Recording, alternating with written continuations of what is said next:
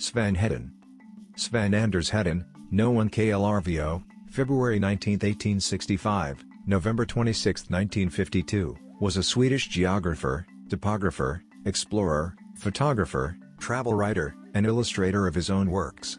During 4 expeditions to Central Asia, he made the Transhimalaya known in the west and located sources of the Brahmaputra, Indus, and Sutlej Rivers. He also mapped Lake Lop Nua, and the remains of cities, grave sites and the Great Wall of China in the deserts of the Tarim Basin. In his book Från till Pole, From Pole to Pole, Hedin describes a journey through Asia and Europe between the late 1880s and the early 1900s. While traveling, Hedin visited Turkey, the Caucasus, Tehran, Iraq, lands of the Kyrgyz people in the Russian Far East, India, China, and Japan. The posthumous publication of his Central Asia Atlas marked the conclusion of his life's work. Overview. At 15 years of age, Hedin witnessed the triumphal return of the Arctic explorer Adolf Erik Nordenskjöld after his first navigation of the Northern Sea route.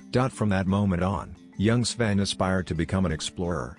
His studies under the German geographer and China expert, Ferdinand Freiherr von Richthofen, awakened a love of Germany in Hedin and strengthened his resolve to undertake expeditions to Central Asia in order to explore the last uncharted areas of Asia. After obtaining a doctorate, learning several languages and dialects, and undertaking 2 trips through Persia, he ignored the advice of Ferdinand von Richthofen to continue his geographic studies in order to acquaint himself with geographical research methodology. The result was that Hedin had to leave the evaluation of his expedition results later to other scientists. Between 1894 and 1908, in 3 daring expeditions through the mountains and deserts of Central Asia, he mapped and researched parts of Chinese Turkestan, officially Xinjiang, and Tibet which had been unexplored until then. Upon his return to Stockholm in 1909 he was received as triumphantly as Adolf Erik Nordenskjöld.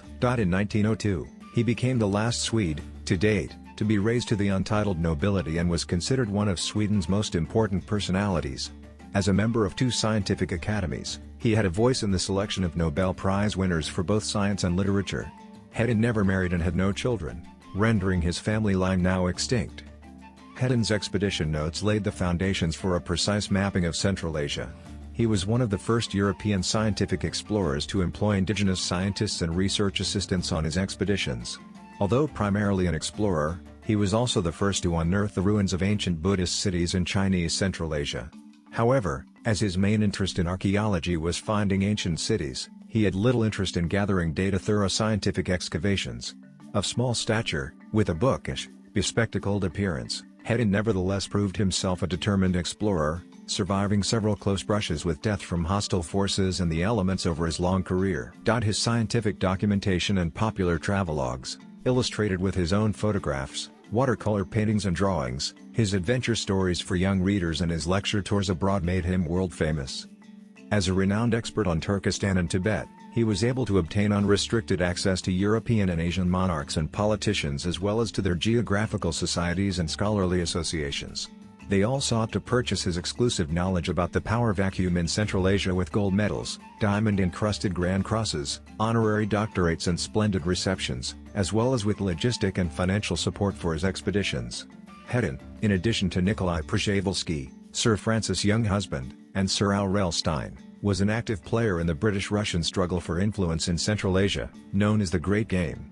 Their travels were supported because they filled in the white spaces in contemporary maps, providing valuable information. Hedin was honored in ceremonies in. Hedin was and remained a figure of the 19th century who clung to its visions and methods also in the 20th century. This prevented him from discerning the fundamental social and political upheavals of the 20th century and aligning his thinking and actions accordingly. Concerned about the security of Scandinavia, he favored the construction of the battleship Sverige. In World War I he specifically allied himself in his publications with the German monarchy and its conduct of the war. Because of this political involvement, his scientific reputation was damaged among Germany's wartime enemies, along with his memberships in their geographical societies and learned associations, as well as any support for his planned expeditions. After a less than successful lecture tour in 1923 through North America and Japan, he traveled on to Beijing to carry out an expedition to Chinese Turkestan, modern Xinjiang, but the region's unstable political situation thwarted this intention. He instead traveled through Mongolia by car and through Siberia aboard the Trans-Siberian Railway. With financial support from the governments of Sweden and Germany, he led, Between 1927 and 1935, an international and interdisciplinary Sino-Swedish expedition to carry out scientific investigations in Mongolia and Chinese Turkestan, with the participation of 37 scientists from 6 countries. Despite Chinese counter-demonstrations and after months of negotiations in China, was he able to make the expedition also a Chinese one by obtaining Chinese research commissions and the participation of Chinese scientists. He also concluded a contract which guaranteed freedom of travel for this expedition which, because of its arms, 300 camels, and activities in a war theater, resembled an invading army. However, the financing remained Hedin's private responsibility. Because of failing health, the civil war in Chinese Turkestan, and a long period of captivity, Hedin, by then 70 years of age, had a difficult time after the currency depreciation of the Great Depression raising the money required for the expedition, the logistics for assuring the supplying of the expedition in an active war zone, and obtaining access for the expedition's participants to a research area intensely contested by local warlords. Nevertheless, the expedition was a scientific success. The archaeological artifacts which had been sent to Sweden were scientifically assessed for 3 years, after which they were returned to China under the terms of the contract. Starting in 1937, the scientific material assembled during the expedition was published in over 50 volumes by Hedin and other expedition participants, thereby making it available for worldwide research on Eastern Asia. When he ran out of money to pay printing costs, he pawned his extensive and valuable library, which filled several rooms, making possible the publication of additional volumes. In 1935, Hedin made his exclusive knowledge about Central Asia available, not only to the Swedish government, but also to foreign governments such as China and Germany, in lectures and personal discussions with political representatives of Chiang Kai-shek and Adolf Hitler. Although he was not a National Socialist, Hedin's hope that Nazi Germany would protect Scandinavia from invasion by the Soviet Union brought him in dangerous proximity to representatives of National Socialism, who exploited him as an author. This destroyed his reputation and put him into social and scientific isolation. However, in correspondence and personal conversations with leading Nazis, his successful intercessions achieved the pardoning of 10 people condemned to death and the release or survival of Jews who had been deported to Nazi concentration camps.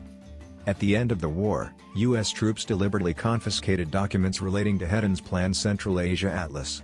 The U.S. Army Maps Service later solicited Hedin's assistance and financed the printing and publication of his life's work, the Central Asia Atlas. Whoever compares this atlas with Adolf Stahler's Hand Atlas of 1891 can appreciate what Hedin accomplished between 1893 and 1935.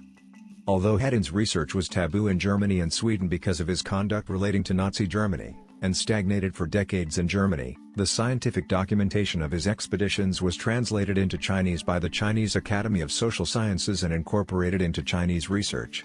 Following recommendations made by Hedin to the Chinese government in 1935, the routes he selected were used to construct streets and train tracks, as well as dams and canals to irrigate new farms being established in the Tarim and Yenji basins in Xinjiang, and the deposits of iron, manganese, oil, coal and gold discovered during the Sino-Swedish expedition were opened up for mining. Among the discoveries of this expedition should also be counted the many Asian plants and animals unheard of until that date, as well as fossil remains of dinosaurs and other extinct animals. Many were named after Hedin, the species-level scientific classification being Hedini. But one discovery remained unknown to Chinese researchers until the turn of the millennium. In the Lop Nua desert, Hedin discovered in 1933 and 1934 ruins of signal towers which prove that the Great Wall of China once extended as far west as Xinjiang. From 1931 until his death in 1952, Hedin lived in Stockholm in a modern high-rise in a preferred location, the address being Norrmalmstrand 66. He lived with his siblings in the upper 3 stories, and from the balcony he had a wide view over Riddarfjorden Bay and Lake Mälaren to the island of Langholmen. In the entryway to the stairwell is to be found a decorative stucco relief map of Hedin's research area in Central Asia and a relief of the Lama Temple, a copy of which he had brought to Chicago for the 1933 World's Fair. On October 29, 1952, Hedin's will granted the rights to his books and his extensive personal effects to the Royal Swedish Academy of Sciences. The Sven Hedin Foundation, established soon thereafter, holds all the rights of ownership. Hedin died at Stockholm in 1952. The memorial service was attended by representatives of the Swedish royal household, the Swedish government, the Swedish Academy, and the diplomatic service. He is buried in the cemetery of Adolf Fredrik Church in Stockholm. Biography. Childhood influences. Sven Hedin was born in Stockholm, the son of Ludwig Hedin, chief architect of Stockholm. When he was 15 years old, Hedin witnessed the triumphal return of the Swedish Arctic explorer Adolf Erik Nordenskjöld after his first navigation of the Northern Sea route. He describes this experience in his book My Life as an Explorer as follows. First trip to Iran, Persia. In May 1885, Hedin graduated from Beskowska Secondary School in Stockholm. He then accepted an offer to accompany the student Erhard Sandgren as his private tutor to Baku, where Sandgren's father was working as an engineer in the oil fields of Robert Nobel. Afterward he attended a course in topography for general staff officers for 1 month in summer 1885 and took a few weeks of instruction in portrait drawing. This comprised his entire training in those areas. On August 15, 1885, he traveled to Baku with Erhard Sandgren and instructed him there for 7 months, and he himself began to learn the Latin, French, German, Persian, Russian, English and Tatar languages. He later learned several Persian dialects as well as Turkish, Kyrgyz, Mongolian, Tibetan and some Chinese. On April 6, 1886, Hedin left Baku for Iran, then called Persia, traveling by paddle steamer over the Caspian Sea, riding through the Alborz range to Tehran, Esfahan, Shiraz and the harbor city of Bushehr. From there he took a ship up the Tigris River to Baghdad, then in Ottoman Empire, returning to Tehran via Kermanshah, and then traveling through the Caucasus and over the Black Sea to Constantinople. Hedin then returned to Sweden, arriving on September 18, 1886. In 1887, Hedin published a book about these travels entitled Through Persia, Mesopotamia and the Caucasus. Studies. From 1886 to 1888, Hedin studied under the geologist Valdemar Brugger in Stockholm and Uppsala the subjects of geology, mineralogy, zoology and Latin. In December 1888, he became a candidate in philosophy. From October 1889 to March 1890 he studied in Berlin under Ferdinand Freiherr von Richthofen. Second trip to Iran. On May 12, 1890, he accompanied as interpreter and vice-consul a Swedish legation to Iran which was to present the Shah of Iran with the insignia of the Order of the Seraphim. As part of the Swedish legation, he was at an audience of the Shah Nasir al-Din Shah Qajar in Tehran. He spoke with him and later accompanied him to the Elburz mountain range. On July 11, 1890, he and 3 others climbed Mount Damavand where he collected primary material for his dissertation. In his principal journey in this trip he carefully explored and mapped the great basins of Persia's eastern areas, with their salt deserts, the Kavir, offering an explanation of the formation of these intriguing landscapes within a framework of recent post-glacial climatic changes. Starting in September he traveled on the Silk Road via cities Mashhad, Ashgabat, Bukhara, Samarkand, Tashkent and Kashgar to the western outskirts of the Taklamakan Desert. On the trip home, he visited the grave of the Russian Asian scholar, Nikolai Przhevalsky in Karakul on the shore of Lake Usakul. On March 29, 1891, he was back in Stockholm. He published the books King Oscar's Legation to the Shah of Persia in 1890 and Through Khorasan and Turkestan about this journey. Doctorate and career path. On April 27, 1892, Hedin traveled to Berlin to continue his studies under Ferdinand Freiherr von Richthofen. Beginning of July he went to University of Halle-Wittenberg, Halle, attending lectures by Alfred Kirchhoff.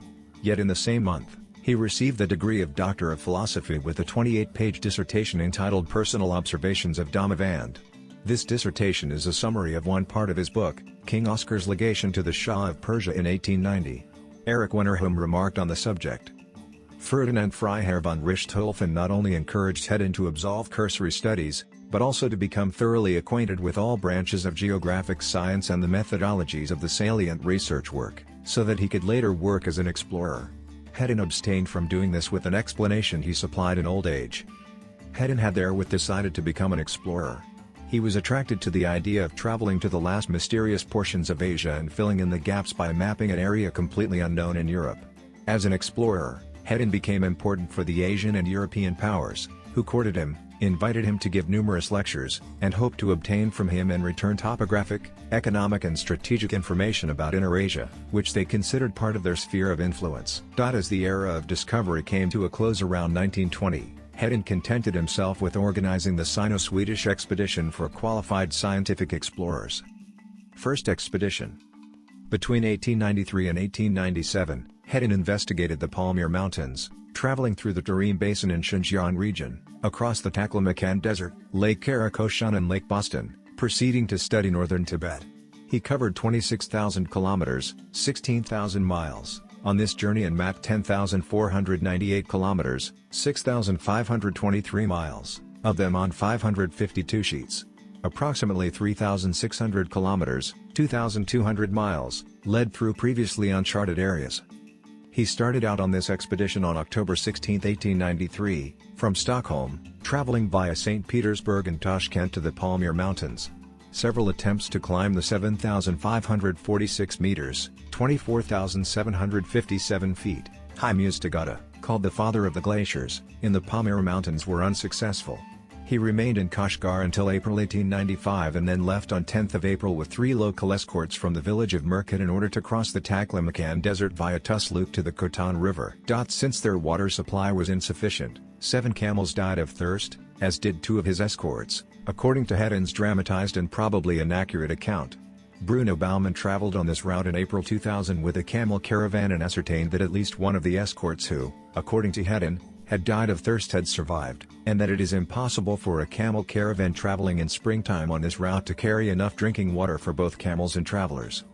According to other sources, Hedin had neglected to completely fill the drinking water containers for his caravan at the beginning of the expedition and set out for the desert with only half as much water as could actually be carried. When he noticed the mistake, it was too late to return. Obsessed by his urge to carry out his research, Hedin deserted the caravan and proceeded alone on horseback with his servant. When that escort also collapsed from thirst, Hedin left him behind as well, but managed to reach a water source at the last desperate moment. He did, however, return to his servant with water and rescued him. Nevertheless, his ruthless behavior earned him massive criticism. In January 1896, after a stopover in Kashgar, Hedin visited the 1,500-year-old abandoned cities of Dondonoilik and Karadung, which are located northeast of Khotan in the Taklamakan Desert. At the beginning of March, he discovered Lake Boston, one of the largest inland bodies of water in Central Asia. He reported that this lake is supplied by a single mighty feeder stream, the KNO River. He mapped Lake Karakoshan and returned on 27th of May to Khotan. On 29th of June, he started out from there with his caravan across northern Tibet and China to Beijing, where he arrived on March 2, 1897. He returned to Stockholm via Mongolia and Russia. Second expedition. Another expedition in Central Asia followed in 1899 to 1902 through the Tarim Basin, Tibet and Kashmir to Calcutta. Hedin navigated the Yarkand, Tarim and KNO rivers and found the dry riverbed of the Kum Darya as well as the dried-out lake bed of Lop Nua. Near Lop Nua, he discovered the ruins of the 340 by 310 meters, 1,120 by 1,020 feet, former walled royal city and later Chinese garrison town of Lulan, containing the brick building of the Chinese military commander, a stupa, and 19 dwellings built of poplar wood. He also found a wooden wheel from a horse-drawn cart, called an arabaz, as well as several hundred documents written on wood, paper and silk in the Kharosthi script. These provided information about the history of the city of Lulan, which had once been located on the shores of Lop Nua but had been abandoned around the year 330 CE because the lake had dried out, depriving the inhabitants of drinking water. During his travels in 1900 and 1901 he attempted in vain to reach the city of Lhasa, which was forbidden to Europeans. He continued to Leh, in Ladakh district, India. From Leh, Hedin's route took him to Lahore, Delhi, Agra, Lucknow, Benares to Calcutta, meeting there with George Nathaniel Curzon, England's then viceroy to India. This expedition resulted in 1,149 pages of maps, on which Hedin depicted newly discovered lands. He was the first to describe Yardang formations in the Lop Desert. Third expedition. Between 1905 and 1908, Hedin investigated the central Iranian desert basins, the western highlands of Tibet and the Transhimalaya, which for a time was afterward called the Hedin Range. He visited the 9th Panchen Lama in the cloistered city of Tashil Hunpo in Shagatsa. Hedin was the first European to reach the Kailash region, including the sacred Lake Manasaravar and Mount Kailash, the midpoint of the earth according to Buddhist and Hindu mythology.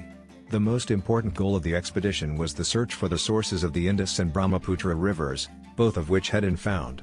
From India, he returned via Japan and Russia to Stockholm. He returned from this expedition with a collection of geological samples which are kept and studied in the Bavarian State Collection of Paleontology and Geology of Munich University. These sedimentary rocks, such as breccia, conglomerate, limestone, and slate, as well as volcanic rock and granite, highlight the geological diversity of the regions visited by Hedin during this expedition. Mongolia. In 1923, Hedin traveled to Beijing via the USA, where he visited the Grand Canyon, and Japan. Because of political and social unrest in China, he had to abandon an expedition to Xinjiang. Instead, he traveled with Franz August Larsen, called the Duke of Mongolia, in November and December in a Dodge automobile from Peking through Mongolia via Ulaanbaatar to Ulan-Ude, Russia, and from there on the Trans-Siberian Railway to Moscow. Fourth expedition. Between 1927 and 1935, Hedin led an international Sino-Swedish expedition which investigated the meteorological, topographic and prehistoric situation in Mongolia, the Gobi Desert and Xinjiang. Hedin described it as a peripatetic university in which the participating scientists worked almost independently, while he, like a local manager, negotiated with local authorities, made decisions, organized whatever was necessary, raised funds and recorded the route followed. He gave archaeologists, astronomers, botanists, geographers, geologists, meteorologists and zoologists from Sweden, Germany and China an opportunity to participate in the expedition and carry out research in their areas of specialty. Hedin met Chiang Kai-shek in Nanjing, who thereupon became a patron of the expedition. The Sino-Swedish expedition was honored with a Chinese postage stamp series which had a print run of 25,000. The 4 stamps show camels at a camp with the expedition flag and bear the Chinese text, Postal Service of the Prosperous Middle Kingdom, and in Latin underneath, Scientific Expedition to the Northwestern Province of China 1927-1933. A painting in the Beijing Palace Museum entitled Nomads in the Desert served as model for the series. Of the 25,000 sets, 4,000 were sold across the counter and 21,500 came into the possession of the expedition. Hedin used them to finance the expedition, selling them for a price of $5 per set. The stamps were unwelcome at the time due to the high price Hedin was selling them at, but years later became valuable treasures among collectors. The first part of the expedition, from 1927 to 1932, led from Beijing via Baotou to Mongolia, over the Gobi Desert, through Xinjiang to Urumqi, and into the northern and eastern parts of the Tarim Basin. The expedition had a wealth of scientific results which are being published up to the present time. For example, the discovery of specific deposits of iron, manganese, oil, coal and gold reserves was of great economic relevance for China. In recognition of his achievements, the Berlin Geographical Society presented him with the Ferdinand von Richthofen Medal in 1933. The same honor was also awarded to Erich von Drygalski for his Gauss expedition to the Antarctic, and to Alfred Philipson for his research on the Aegean region. From the end of 1933 to 1934, Hedin led, on behalf of the Kuomintang government under Chiang Kai-shek in Nanjing, a Chinese expedition to investigate irrigation measures and draw up plans and maps for the construction of 2 roads suitable for automobiles along the Silk Road from Beijing to Xinjiang. Following his plans, major irrigation facilities were constructed, settlements erected, and roads built on the Silk Road from Beijing to Kashgar, which made it possible to completely bypass the rough terrain of Tarim Basin. One aspect of the geography of Central Asia which intensively occupied Hedin for decades was what he called the wandering Lake Lop Nua. In May 1934, he began a river expedition to this lake. For 2 months he navigated the Kata River and the Kum Darya to Lop Nua, which had been filled with water since 1921. After the lake dried out in 1971 as a consequence of irrigation activities, the above-mentioned transportation link enabled the People's Republic of China to construct a nuclear weapon test site at Lop Nua. His caravan of truck lorries was hijacked by the Chinese Muslim General Ma Dongying, who was retreating from northern Xinjiang along with his Kuomintang 36th Division, National Revolutionary Army, from the Soviet invasion of Xinjiang. While Hedin was detained by Ma Dongying, he met General Ma Hushan, and Kamal Kaya Effendi. Ma Dongying's adjutant claimed to Hedin that Ma Dongying had the entire region of Tianshan Nanlu, southern Xinjiang, under his control and Sven could pass through safely without any trouble. Hedin did not believe his assertions. Some of Ma Dongying's Tungan, Chinese-speaking Muslim, troops attacked Hedin's expedition by shooting at their vehicles. For the return trip, Hedin selected the southern Silk Road route via Hainan to Shen, where the expedition arrived on February 7, 1935. He continued on to Beijing to meet with President Lin Sen and to Nanjing to Chiang Kai-shek. He celebrated his 70th birthday on February 19, 1935 in the presence of 250 members of the Kuomintang government, to whom he reported interesting facts about the Sino-Swedish expedition. On this day, he was awarded the Brilliant Jade Order, 2nd class. At the end of the expedition, Hedin was in a difficult financial situation. He had considerable debts at the German Asian Bank in Beijing, which he repaid with the royalties and fees received for his books and lectures. In the months after his return, he held 111 lectures in 91 German cities as well as 19 lectures in neighboring countries. To accomplish this lecture tour, he covered a stretch as long as the equator, 23,000 kilometers, 14,000 miles, by train and 17,000 kilometers, 11,000 miles, by car, in a time period of 5 months. He met Adolf Hitler in Berlin before his lecture on April 14, 1935. Political views. Hedin was a monarchist. From 1905 onwards he took a stand against the move toward democracy in his Swedish homeland. He warned of the dangers he assumed to be coming from Tsarist Russia, and called for an alliance with the German Empire. Therefore, he advocated a strengthened national defense, with a vigilant military preparedness. August Strindberg was one of his opponents on this issue, which divided Swedish politics at the time. In 1912 Hedin publicly supported the Swedish Coastal Defense Ship Society. He helped collect public donations for the building of the coastal defense ship HSWMS Sverige, which the liberal and anti-militarist government of Karl Staaff had been unwilling to finance. In early 1914, when the liberal government enacted cutbacks to the country's defenses, Hedin wrote the Courtyard Speech, in which King Gustav V promised to strengthen the country's defenses. The speech led to a political crisis that ended with Staaff and his government resigning and being replaced by a non-party, more conservative government. He developed a lasting affinity for the German Empire, with which he became acquainted during his formal studies. This is also shown in his admiration for Kaiser Wilhelm II, whom he even visited in exile in the Netherlands. Influenced by Imperial Russian and later the Soviet Union's attempts to dominate and control territories outside its borders, especially in Central Asia and Turkestan, Hedin felt that Soviet Russia posed a great threat to the West, which may be part of the reason why he supported Germany during both World Wars. He viewed World War I as a struggle of the German race, particularly against Russia, and took sides in books like Ein Volk in Waffen, Den Deutschen Soldaten gewidmet, A People in Arms, dedicated to the German soldier.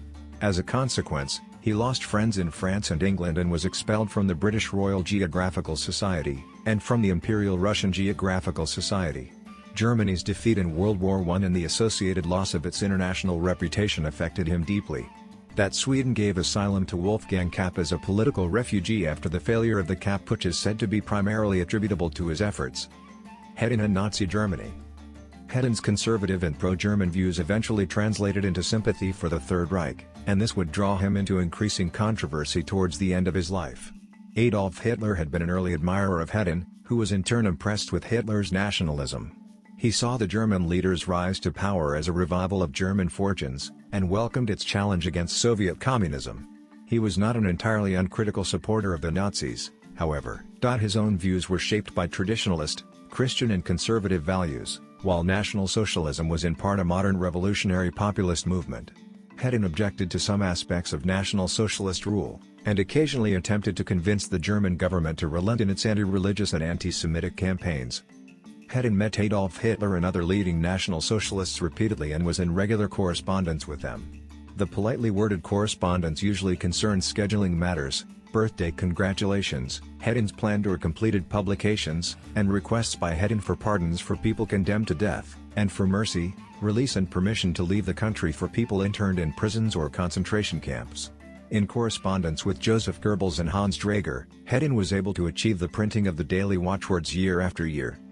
The Nazis attempted to achieve a close connection to Hedin by bestowing awards upon him. Later scholars have noted that honors were heaped upon this prominent sympathizer. They asked him to present an address on sport as a teacher at the 1936 Summer Olympics in Berlin's Olympic Stadium. They made him an honorary member of the German-Swedish Union Berlin, German, Deutsch-Schwedischen Vereinigung Berlin e.V., in 1938. They presented him with the City of Berlin's Badge of Honor, German, Ehrenplaket der Stadt Berlin. For his 75th birthday on February 19, 1940 they awarded him the Order of the German Eagle. Shortly before that date it had been presented to Henry Ford and Charles Lindbergh. On New Year's Day 1943 they released the Oslo professor of philology and university rector Diederik Erup from the Sachsenhausen concentration camp at Hedin's request in order to obtain Hedin's agreement to accept additional honors during the 470th anniversary of Munich University. On January 15, 1943, he received the Gold Medal of the Bavarian Academy of Sciences, Goldmedaille der Bayerischen Akademie der Wissenschaften. On January 16, 1943 he received an honorary doctorate from the Faculty of Natural Sciences of Munich University. On the same day, the Nazis founded in his absence the Sven Hedin Institute for Inter-Asian Research located at Mittersill Castle, which was supposed to serve the long-term advancement of the scientific legacy of Hedin and Wilhelm Filchner as Asian experts. However, it was instead misused by Heinrich Himmler as an institute of the Research Association for German Genealogical Inheritance, Forschungsgemeinschaft Deutsches Ahnenerbe e.V. On January 21, 1943, he was requested to sign the Golden Book of the City of Munich. Hedin supported the Nazis in his journalistic activities. After the collapse of Nazi Germany, he did not regret his collaboration with the Nazis because this cooperation had made it possible to rescue numerous Nazi victims from execution, or death in extermination camps. Senior Jewish German archaeologist Werner Skimberg, sent in the expedition by the Thule Society, had been one of the companions of the Swedish explorer Sven Hedin on his excursions in the East, with archaeological and to some extent esoteric purposes. Hedin was trying to discover the mythological place of Agartha and reproached the Jewish-Polish explorer in visiting Professor Antonio Sandowski for having been gone where the Swedish explorer wasn't able to come, and thus was personally invited by Adolf Hitler in Berlin and honored by the Führer during his 75th birthday feast. Criticism of National Socialism. Johannes Paul wrote in 1954 about Hedin. In 1937 Hedin refused to publish his book Deutschland und der Weltfrieden, Germany and World Peace, in Germany because the Reich Ministry for Public Enlightenment and Propaganda insisted on the deletion of Nazi-critical passages. In a letter Hedin wrote to State Secretary Walter Funk dated April 16, 1937, it becomes clear what his criticism of National Socialism was in this time before the establishment of extermination camps. Hedin later published this book in Sweden. Efforts on behalf of deported Jews.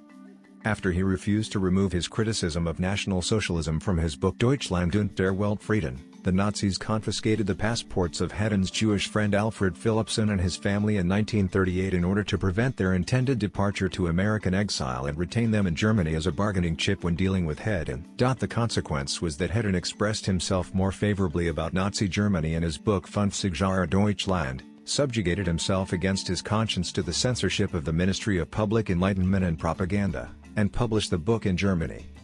On June 8, 1942, the Nazis increased the pressure on Hedin by deporting Alfred Philippson and his family to the Theresienstadt concentration camp.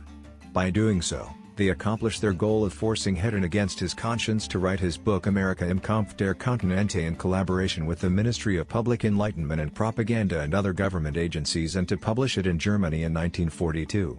In return, the Nazis classified Alfred Philippson as a prominent and granted his family privileges which enabled them to survive.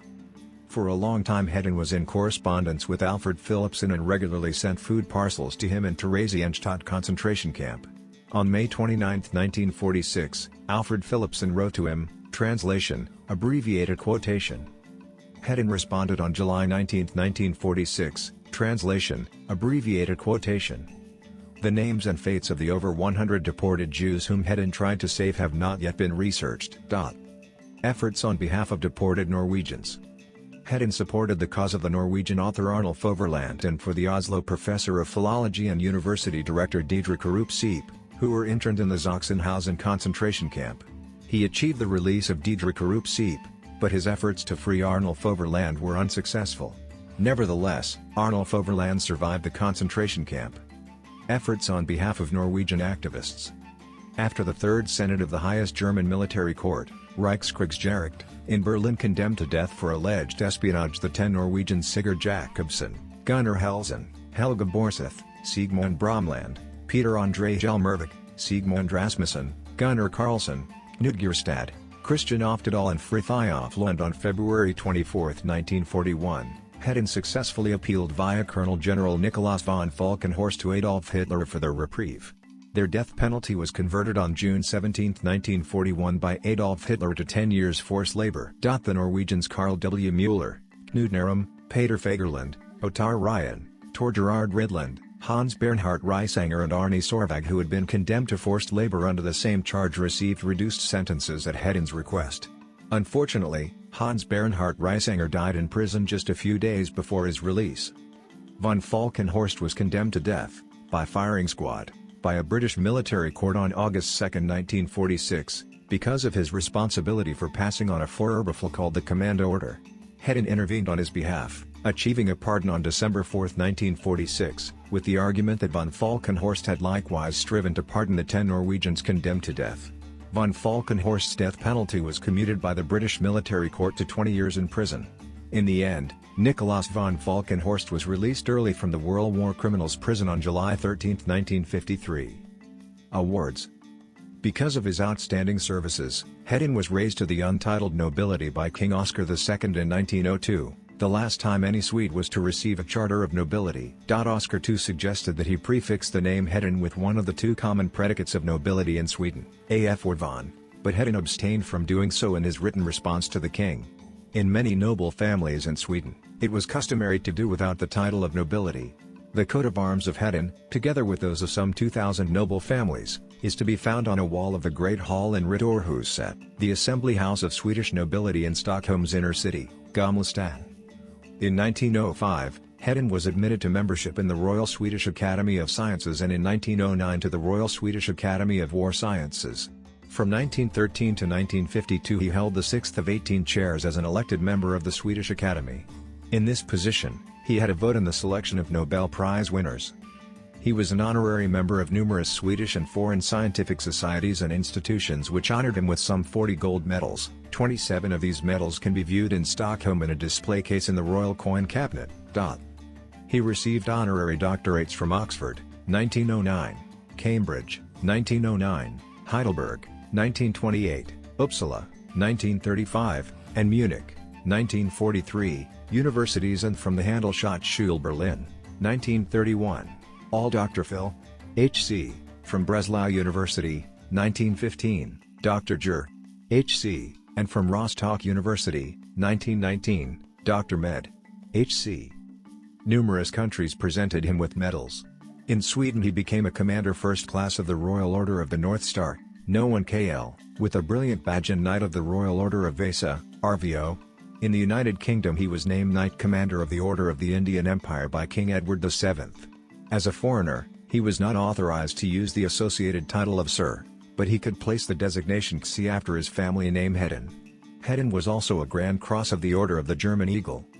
In his honor have been named a glacier, the Sven Hedin Glacier, a lunar crater Hedin, a species of the flowering plant, Gentiana hedini, the beetles Longitorsus hedini and Coleoptera hedini, a butterfly, Fuma hedini caraja, a spider, Dictyna hedini, a fossil-hoofed mammal, Sedametherium hedini, a fossil therapsid, a mammal-like reptile, Lystrosaurus hedini, and streets and squares in the cities of various countries, for example, Hedenskaden at Tessenparken in Stockholm. A permanent exhibition of articles found by Hedin on his expeditions is located in the Stockholm Ethnographic Museum. In the Adolf Fredrik Church can be found the Sven Hedin Memorial Plaque by Liss Eriksson. The plaque was installed in 1959. On it, a globe with Asia to the fore can be seen, crowned with a camel. It bears the Swedish epitaph. The Sven Hedin Fyren in North Greenland was named after him. Research on Hedin. Source material. A survey of the extensive sources for Hedin research shows that it would be difficult at present to come to a fair assessment of the personality and achievements of Hedin. Most of the source material has not yet been subjected to scientific scrutiny. Even the DFG project Sven Hedin und die Deutsche Geographie had to restrict itself to a small selection and a random examination of the source material. The sources for Hedin research are located in numerous archives, and include primary literature, correspondence, newspaper articles, obituaries and secondary literature. Hedin's documentation. During his expeditions Hedin saw the focus of his work as being in field research. He recorded routes by plotting many thousands of kilometers of his caravan itinerary with the detail of a high-resolution topographical map and supplemented them with innumerable altitude measurements and latitude and longitude data. At the same time he combined his field maps with panoramic drawings. He drafted the first precise maps of areas unresearched until that date, the Pamir Mountains, the Taklamakan Desert, Tibet, the Silk Road and the Himalayas. He was likely the first European to recognize that the Himalayas were a continuous mountain range. He systematically studied the lakes of Inner Asia, made careful climatological observations over many years, and started extensive collections of rocks, plants, animals and antiquities. Underway he prepared watercolor paintings, sketches, drawings and photographs, which he later published in his works. The photographs and maps with the highest quality printing are to be found in the original Swedish publications. Hedin prepared a scientific publication for each of his expeditions. The extent of documentation increased dramatically from expedition to expedition. His research report about the first expedition was published in 1900 as Die Geographische Ergebnisse meiner Reisen in Zentralasien 1894-97 Supplement 28 to Petermann's Mitteilungen, Gotha 1900. The publication about the second expedition, Scientific Results of a Journey in Central Asia, increased to 6 text and 2 atlas volumes. Southern Tibet, the scientific publication on the third expedition, totaled 12 volumes, 3 of which were atlases. The results of the Sino-Swedish expedition were published under the title of Reports from the Scientific Expedition to the Northwestern Provinces of China under leadership of Dr. Sven Hedin. The Sino-Swedish expedition. This publication went through 49 editions. This documentation was splendidly produced, which made the price so high that only a few libraries and institutes were able to purchase it. The immense printing costs had to be borne for the most part by Hedin himself, as was also true for the cost of the expeditions. He used the fees and royalties which he received from his popular science books and for his lectures for the purpose. Hedin did not himself subject his documentation to scientific evaluation, but rather handed it over to other scientists for the purpose. Since he shared his experiences during his expeditions as popular science and incorporated them in a large number of lectures, travelogues, books for young people and adventure books, he became known to the general public. He soon became famous as one of the most well-recognized personalities of his time. D. Hense wrote the following about an exhibition at the Deutsches Museum entitled Sven Hedin, The Last Explorer. Current Hedin research. A scientific assessment of Hedin's character and his relationship to National Socialism was undertaken at Bonn University by Professor Hans Bohm, Diploma Geographer, Astrid Maimel and Christoph Sieker M.A. As part of the DFG project Sven Hedin und die Deutsche Geographie, Sven Hedin and German Geography. Literature. Primary. Scientific documentation. German editions. A. Biography. B. Popular works. Most German publications on Hedin were translated by F. A. Brockhaus Verlag from Swedish into German. To this extent Swedish editions are the original text. Often after the first edition appeared, F. A. Brockhaus Verlag published abridged versions with the same title. Hedin had not only an important business relationship with the publisher Albert Brockhaus, but also a close friendship. Their correspondence can be found in the Riksarkivet in Stockholm. There is a publication on this subject. Bibliography.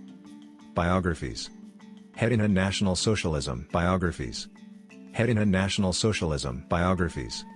Hedin and National Socialism Biographies. Hedin and National Socialism Biographies. Hedin and National Socialism Biographies.